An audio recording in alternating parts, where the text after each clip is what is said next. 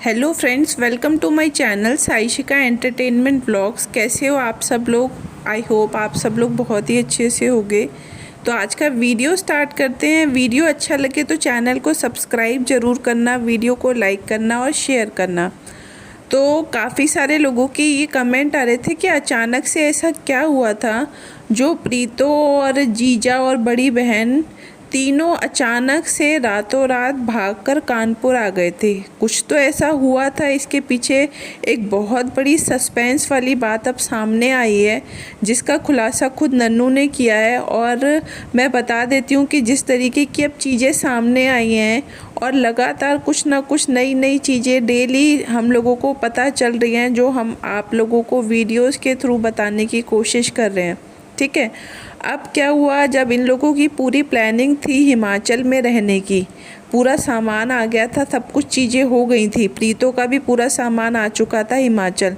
फिर अचानक से, जबकि सिचुएशन मैं आप लोगों को बता देती हूँ, ऐसा तो नहीं है कि कानपुर में जाके सारी चीज़ें बहुत अच्छी हो गई हैं और कानपुर में जाके कोई टेंशन नहीं है प्रीतो को, ऐसा नहीं है। ठीक है, जो सिचुएशन हिमाचल में थी सेम वही सिचुएशन अभी कानपुर में भी वही चीज़ें चल रही हैं। ठीक है, और दूसरी बात जो इन लोगों ने ये एक पॉइंट रखा था प्रीतो और उसकी फैमिली ने कि वहाँ पर जान का खतरा है, कुछ भी हो सकता था प्रीतो और बच्चे के साथ, इसलिए इन लोगों ने फैसला किया कि ये लोग वापस से कानपुर आ जाएंगे। चलो ठीक है, आप लोगों ने ये बात बोली, आप अपनी जगह ठीक हो, आपको ऐसा लगा, ठीक है। लेकिन अचानक से इस तरीके से रातों रात भागकर आना, तो इसके पीछे की स्टोरी तो सच में कुछ सब लोगों को जो डाउट हो रहा था वो चीज़ कहीं ना कहीं सच साबित होती नज़र आ रही है। तो मैं आप लोगों को बता दूं कि जैसा कि हम सब लोगों को पता है कि इन दोनों का जो रिश्ता है नन्नू और प्रीतो का, शुरू से ही इन लोगों के बीच में शक रहा है। शक की वजह से भी आज इनका रिश्ता इतना ज़्यादा ख़राब हुआ है, क्योंकि जो प्रीतो का पास्ट था, पास्ट का बार बार वही सब चीज़ें जब सामने आती हैं तो सीधी सी बात है, शक वाली बातें तो आती हैं।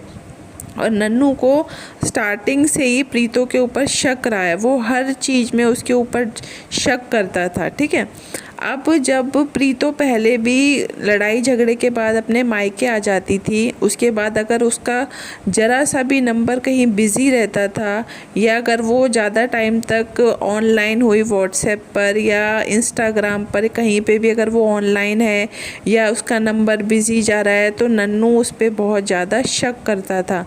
नन्नू को ये लगता था पता नहीं ये किससे बात कर रही है, कहीं इसका किसी दूसरे लड़के के साथ अफेयर तो नहीं चल रहा।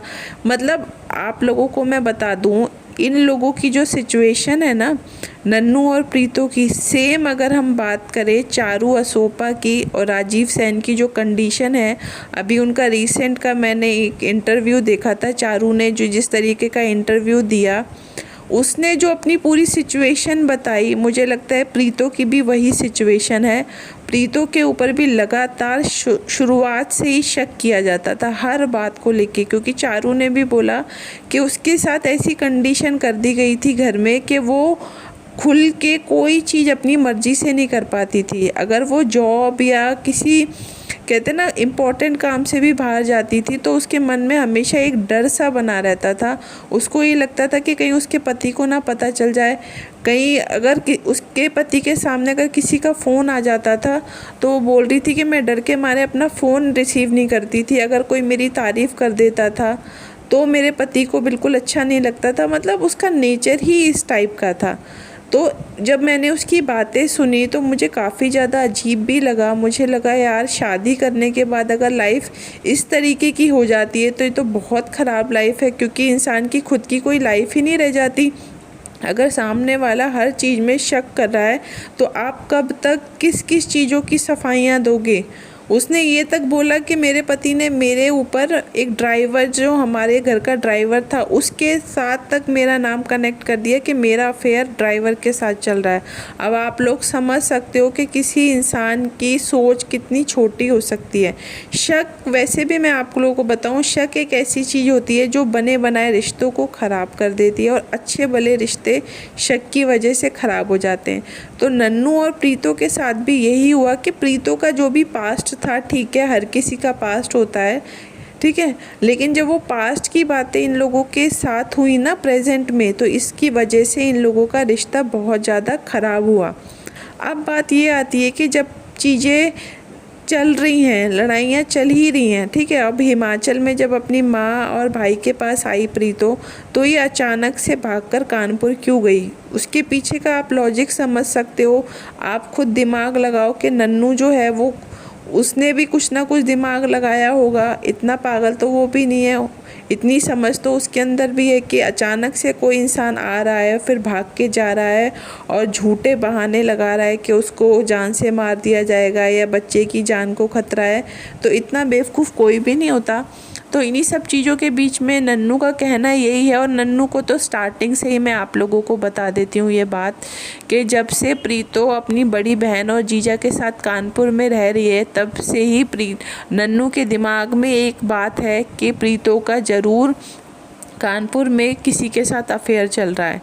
ये बात अभी सामने नहीं आ रही पूरे तरीके से। उसका कहना यही है कि अभी ये चीज़ पूरे तरीके से लोगों के सामने नहीं आ रही, लेकिन आने वाले टाइम में ये चीज़ लोगों के सामने आ जाएगी पूरे तरीके से कि प्रीतो कुछ तो गड़बड़ कर रही है, लेकिन वो किसी को बता नहीं रही है। क्योंकि जिस तरीके से उसका बार बार कानपुर दौड़ दौड़ के जाना, सिचुएशन ऐसा नहीं है कि वहाँ पे भी बहुत अच्छी है, कानपुर में जाकर एकदम बढ़िया सब कुछ हो जाता है, ऐसा नहीं है। लेकिन उसका मन अब कहीं लगता ही नहीं है, ना तो अपने माँ और भाई के पास हिमाचल में लग रहा है अब उसका मन, ना ही उसका मन कानपुर में ही लग रहा है, ना ही उसका मन ससुराल में लग रहा है।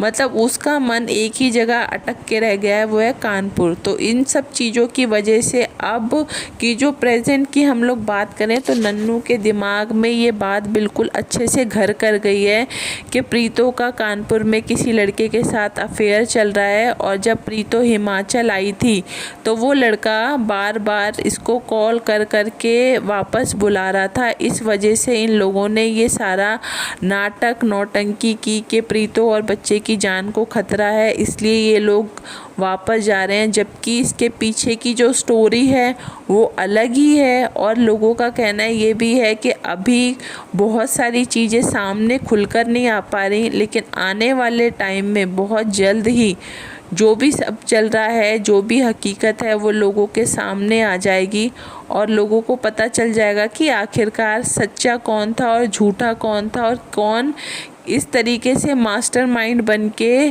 सीधा बनने की कोशिश कर रहा था। लेकिन असली मास्टरमाइंड जो है वो लोगों के सामने बहुत ही जल्द आने वाला है।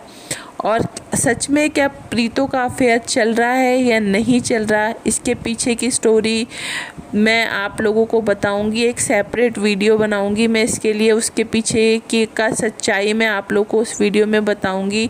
जबकि अब जो ये चीज़ें आ रही हैं वो ये सारी बातें, तो ये सारी काफ़ी सारी ऐसी बहुत सारी बातें आ रही हैं कि प्रीतो का अफेयर चल रहा है कानपुर में। जबकि हकीकत बात जो भी है वो मैं आप लोगों को बताऊंगी कि ऐसा कुछ भी नहीं है। ये सब जो बातें हैं ये सब पता नहीं किस तरीके से सामने आ रही हैं।